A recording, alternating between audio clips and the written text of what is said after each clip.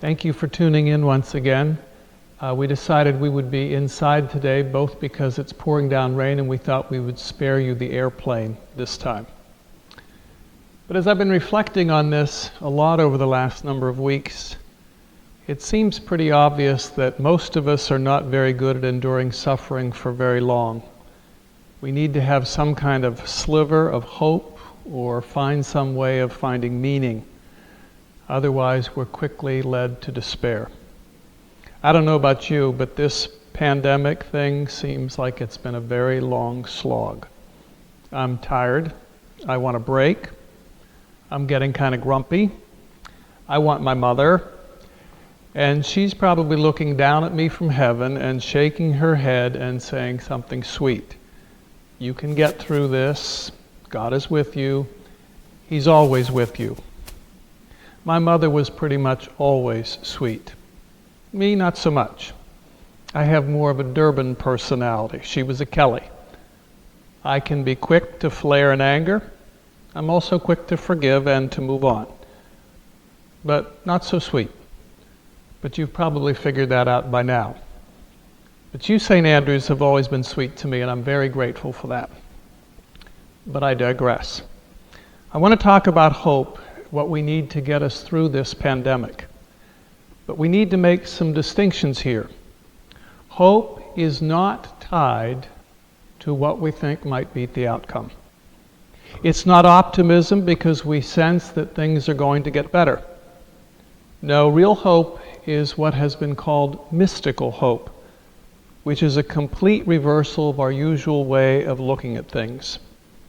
Father Richard Rohr makes the following observations about mystical hope. First, that it is not tied to outcome. It's not even tied to a good outcome.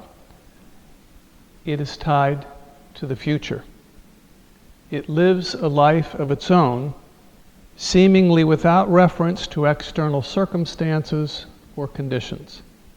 Second, it has something to do with presence, the experience of being met, being held. It's a big part of the Christmas story. Jesus is Emmanuel, God with us. He is present with us, always and forever.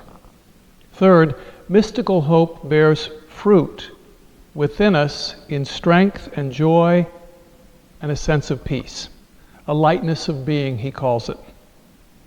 In other words, hope is not something outside of us, but rather it's an abiding state of being. We actually have a responsibility as disciples and followers of Christ to develop a conscious and permanent wellspring of hope. This is our task for the world around us in a time of pandemic. We are called to be vessels of divine energy of hope, lamps which then can shine in a world that's darkened by a virus. We ourselves are not the source of that hope.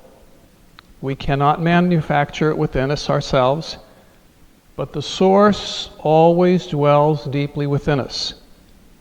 It flows to us in an unstinting abundance, so much so that in fact it might be more accurate to say that we dwell within hope. The journey to this wellspring of hope is not something that will change our situation in the short term. Just because we have this hope does not mean that this pandemic is going to disappear. But rather it is something that will change our inmost way of seeing and being. And from there, inevitably, the externals will rearrange. Because God is in charge. The journey to the wellspring of hope is really a journey toward our center, toward the innermost ground of our being, where we are met and meet the living, loving God.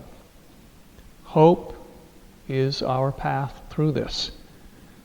We have to keep humbly praying for this gift of hope, that we might dwell in abiding hope, the abiding presence of our Emmanuel God.